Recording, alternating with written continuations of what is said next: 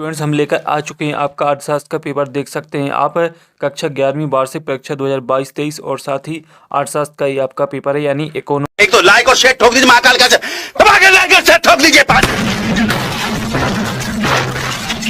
पूरा साल मेहनत करता हूं आपके लिए बेटा, ऐसा नहीं चलेगा, ऐसा नहीं चलेगा। इकोनॉमिक्स का पेपर है जो कि आपका 8 अप्रैल को होने वाला है। तो स्टूडेंट्स पूरा का पूरा पेपर हम देखने वाले हैं इकोनॉमिक्स का, और साथ ही आपका जो अर्थशास्त्र का पेपर है वो आपका 80 नंबर का रहेगा और इसमें टोटल आपके 23 क्वेश्चन पूछे जाएंगे। तो स्टूडेंट्स पूरा का पूरा पेपर हम देखने वाले हैं और साथ ही संपूर्ण सॉल्यूशन इसी वीडियो में देने वाले हैं आपको। तो वीडियो को लाइक एंड चैनल को सब्सक्राइब जरूर करें। और साथ ही जो ये आपका अर्थशास्त्र का पेपर है वो आपका 8 अप्रैल को होने वाला है, तो वीडियो को लाइक जरूर करें ताकि आपको संपूर्ण पेपर हम बता सकें और साथ ही जो सॉल्यूशन है वो हम आपको दे सकें। तो स्टूडेंट्स वीडियो को लाइक एंड चैनल को सब्सक्राइब। तो स्टूडेंट देख लेते हैं इकोनॉमिक्स का जो पेपर है आपका पूरा का पूरा इंग्लिश और हिंदी दोनों वर्जन में दिया गया है। टोटल 23 क्वेश्चन आना है। तो आपका जो इंग्लिश का पेपर जो इकोनॉमिक्स का पेपर है, चलो देख लेते हैं कौन से क्वेश्चन आपके रहेंगे। तो संपूर्ण सॉल्यूशन भी हम देखेंगे, साथ ही जो आपका इकोनॉमिक्स का पेपर है उसको हम देखने वाले हैं पूरा का पूरा क्वेश्चन पेपर। तो स्टूडेंट जो आपका पहला क्वेश्चन रहेगा वो है आपका सही विकल्प चुनिए। तो आपको सही विकल्प चुनना है। 6 नंबर के आपके सही विकल्प रहेंगे। पहला क्वेश्चन है अर्थशास्त्र के विभाग होते हैं। तो स्टूडेंट इसमें आपको अर्थशास्त्र के विभाग बताना कितने होते हैं। 2 होते हैं, 3 होते हैं, 4 होते हैं, 5। तो इसमें जो राइट आंसर है वो मैं आपको बताता हूँ। इसमें आपका राइट आंसर रहेगा, जो द आंसर है वो आपका 5 राइट आंसर रहेगा। इसके बाद है आपका अगला क्वेश्चन है आपका दूसरा, आंकड़ों के वर्गीकरण में पहला कदम वर्गीकरण सारणीयन विश्लेषण निर्वाचन। तो इसमें जो आपका राइट आंसर रहेगा वो हो जाएगा आपका वर्गीकरण। तो आपका पहला राइट आंसर रहेगा। इसके बाद आपका तीसरा क्वेश्चन, माध्यिका को क्या कहा जाता है। माध्यिका को क्या कहा जाता है। तो आपको 4 ऑप्शन है, इसमें से आपको एक चुनना है। तो आपका रहेगा औसत, यानी औसत आपका राइट आंसर हो जाएगा। इसके बाद है हमारे देश में नीति आयोग कब बनाई गई। 1 जनवरी 2014, 1 जनवरी 2015, 1 अप्रैल 2015, 1 जनवरी 2016।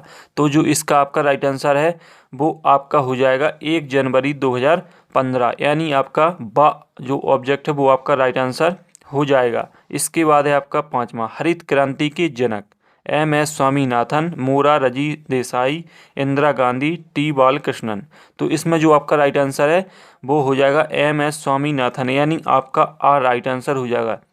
इसके बाद है आपका अगला नेक्स्ट क्वेश्चन, राष्ट्रीय आय में सतत एवं दीर्घकालीन वृद्धि किसकी विशेषता है। तो इसमें जो आपका राइट आंसर रहेगा वो हो जाएगा आपका आर्थिक विकास, आर्थिक समृद्धि, धारणीय विकास, इनमें से कोई नहीं। तो इसमें आपका आर्थिक विकास राइट आंसर रहेगा। तो स्टूडेंट्स जो आपके सही विकल्प है मैंने आपको करवा दिए हैं, सॉल्यूशन दे दिया, देख सकते हैं आप पूरा का पूरा जो पेपर है मैंने आपको जो विकल्प है वो मैंने आपको करवा दिए। और जो स्टूडेंट्स इंग्लिश मीडियम से वो इंग्लिश मीडियम में भी इस पेपर का सॉल्यूशन देख सकते हैं। तो आपका जो पहला क्वेश्चन है इसका राइट आंसर रहेगा आपका 5 यानी D। और इसके बाद स्टूडेंट्स इस प्रकार से आपके संपूर्ण सॉल्यूशन रहेंगे। तो आप हिंदी में मैंने आपको सॉल्यूशन दे दिए हैं, उसी के अनुसार इंग्लिश वर्जन के जो स्टूडेंट्स हैं वो मिलान कर सकते हैं। और साथ ही मैं आपको सभी क्वेश्चन दिखा दूंगा। साथ ही स्टूडेंट्स आपका इंग्लिश मीडियम के साथ हिंदी मीडियम में भी ये पेपर मैंने टाइप किया है। इसके बाद जो आपका रिक्त स्थान है वो रिक्त स्थान आपके 7 नंबर के हैं। तो पहला जो आपका रिक्त स्थान रहेगा ... समग्र की प्रत्येक इकाई का अध्ययन किया जाता है। तो इसमें जो आपका राइट आंसर रहेगा वो मैं आपको बता देता हूँ। तो स्टूडेंट इसमें जो आपका राइट आंसर रहेगा वो हो जाएगा संगणन विधि। तो आपका पहला रिक्त स्थान का जो सही आंसर है वो संगणना विधि। इसके बाद है परिमाप विचलन गुणांक सूत्र। तो परिमाप विचलन गुणांक सूत्र आपका रहेगा फाई या X लिख सकते हैं। इसके बाद है आपका तीसरा, सहसंबंध तकनीकी की खोज ... ने की। तो इसमें आपका जो राइट आंसर है वो हो जाएगा कार्ल पियर्सन, यानी जो आपका तीसरा खाली स्थान है उसका राइट आंसर कार्ल पियर्सन हो जाएगा। और इसके बाद है चौथा, PO प्रदर्शित करता है ...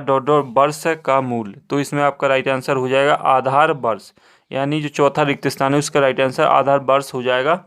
और इसके बाद है आपका 5वां, उदारीकरण में अनावश्यक ... को कम किया जाता है। तो इसमें आपको लिख लेना है प्रतिबंधों, यानी 5वें का राइट आंसर आपका प्रतिबंधों हो जाएगा। और 2011 में साक्षरता का प्रतिशत ... था। तो जो इसका राइट आंसर है वो हो जाएगा 74.04%। और इसके बाद आर्थिक विकास एक ... प्रक्रिया है। तो इसमें आपका सतत हो जाएगा। तो स्टूडेंट्स पूरे के पूरे जो खाली स्थान है वो मैंने आपको बता दिए हैं और इनका सॉल्यूशन भी आपको दे दिया है। अब बढ़ते हैं आगे जो आपके अगले क्वेश्चन रहेंगे और साथ ही संपूर्ण सॉल्यूशन के साथ हम आपको सभी क्वेश्चन बताएंगे। तो स्टूडेंट्स अगला क्वेश्चन जो आपका रहेगा वो आपको हम बताने वाले हैं। तो अगला क्वेश्चन है आपका सही जोड़ी, जो कि आपकी रहेगी 6 नंबर की।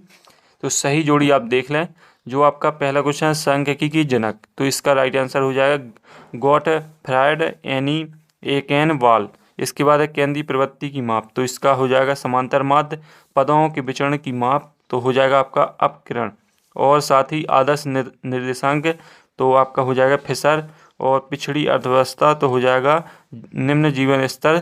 चीन में आर्थिक सुधार, तो इसका हो जाएगा 1978। तो स्टूडेंट्स जो आपकी सही जोड़ी है वो मैंने आपको राइट आंसर के साथ आपको बता दी है और साथ ही आपकी सही जोड़ी 6 नंबर की रहने वाली है। और साथ ही जो स्टूडेंट इंग्लिश मीडियम से हैं वो इंग्लिश मीडियम में भी इनका मिलान कर सकते हैं। जैसा मैंने आपको हिंदी वर्जन में बताया वैसे ही आपको इंग्लिश वर्जन में भी इसका मिलान कर लेना है। इसके बाद आपके 7 नंबर के रहेंगे एक शब्द एक वाक्य। पहला है समंक कितने प्रकार के होते हैं, तो जो इसका राइट आंसर रहेगा वो मैं आपको बताता हूँ। साथ ही समंक जो आपके होते हैं वो शायद स्टूडेंट 2 प्रकार के होते हैं और साथ ही 2 प्रकार का ही आपका सॉल्यूशन रहेगा। 2 प्रकार के आपके समंक होते हैं। इसके बाद बढ़ते हैं आगे। तो जो आपका नेक्स्ट क्वेश्चन रहेगा सिग्मा एक्स बटे एन किसका सूत्र है, तो सिग्मा एक्स बटे एन समांतर माध्य का सूत्र है।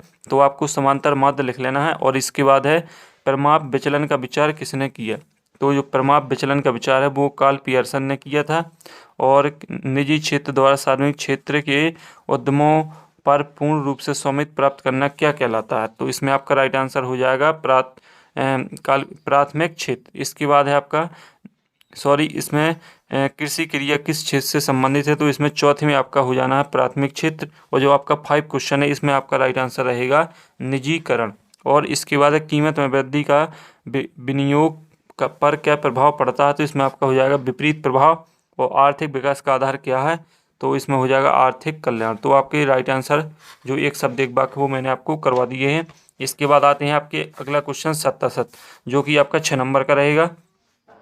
तो पहला है आपका माध्यिका की बीजगणितीय विवेचना संभव नहीं है, तो इसका जो राइट आंसर है वो आपका सत्य हो जाएगा। यानी आपका पहला जो आपका कथन रहेगा वो आपका सत्य रहेगा। इसके बाद है हम निर्देशांक पर पूर्ण विश्वास कर सकते हैं, तो ये आपका रहेगा असत्य। हम निर्देशांक पर पूर्ण विश्वास नहीं कर सकते हैं। और साथ ही तीसरा है ब्रिटिश काल में कच्चे माल का आयात किया जाता था, तो इसका जो आपका राइट आंसर रहेगा वो आपका सत्य हो जाएगा। ये आपका सत्य रहेगा तीसरा क्वेश्चन। इसके बाद 1991 की औद्योगिक नीति में लाइसेंस में ढील दी गई, तो ये आपका सत्य रहेगा। और साथ ही स्टूडेंट्स जो आपका अगला क्वेश्चन है मानवीय पूंजी से उत्पादन में वृद्धि होती है, तो आपका ये भी सत्य कथन रहेगा। और इसके बाद भारत भौगोलिक दृष्टि से दक्षिण एशिया का सबसे बड़ा देश है, तो ये भी आपका असत्य रहेगा। यानी आपके जो सत्य असत्य है वो मैंने आपको करवा दिए और सॉल्यूशन देख सकते हैं आप। इसके बाद देखेंगे आपके 2-2, 3-3 नंबर के क्वेश्चन जो रहेंगे वो हम देखेंगे। तो स्टूडेंट्स आपका 6वां क्वेश्चन है 2 नंबर का है, देख सकते हैं आप। तो इनका सॉल्यूशन समेत आपको पूरी क्वेश्चन प्रोवाइड कराए जाएंगे। तो आप वीडियो को लाइक, चैनल को सब्सक्राइब कर लें। तो आपका जो 6वां क्वेश्चन आसाद से आप क्या समझते हैं 2 नंबर का है, सांख्यिकी के 2 कारण लिखिए। तो इनका सॉल्यूशन आपको मिलेगा। पहले केवल वीडियो को देखते जाएं, क्वेश्चनों को समझते जाएं। इसके बाद है 7वां प्राथमिक समांक किसे कहते हैं, द्वितीयक आंकड़े के क्या स्रोत हैं। इसके बाद है समांकों की वर्गीकरण से क्या आशा है और बारंबारता वितरण क्या है समझाइए। और आपका समांतर माध्य का खंडित श्रेणी में सूत्र लिखिए। और भूइष्टिक के कोई 2 गुण लिखिए। और अपकिरण से क्या आशा है और लॉरेंज वक्र के 2 गुण लिखिए। तो स्टूडेंट्स आपके जो 10 क्वेश्चन तक जो क्वेश्चन है वो आपके 2-2 नंबर के रहेंगे और आपके कुछ और भी 2-2 नंबर के क्वेश्चन रहेंगे जो मैं आपको बता रहा हूँ। बाजार अर्थव्यवस्था का अर्थ बताइए, तृतीय क्षेत्र के उदाहरण लिखिए, नागपुर योजना क्या है और साथ ही हरित क्रांति से क्या आशा है। तो इसके बाद आता है आपका 13वां क्वेश्चन निरंतरता रेखा क्या है, मौसमी बेरोजगारी से क्या आशा है, 14वां ग्रामीण विकास से क्या आशा है और इसके बाद है कृषि विपणन से क्या आशा है। तो 15वां रहेगा आपका मानव पूंजी निर्माण के स्रोत को लिखिए। तो स्टूडेंट देखते जाएं, समझते जाएं और साथ ही और जो आपका ये पेपर है वो आपका 8 अप्रैल को होने वाला है। औपचारिक क्षेत्र व अनौपचारिक क्षेत्र का अर्थ स्पष्ट कीजिए। 16वां प्राथमिक व द्वितीयक समांक में अंतर स्पष्ट।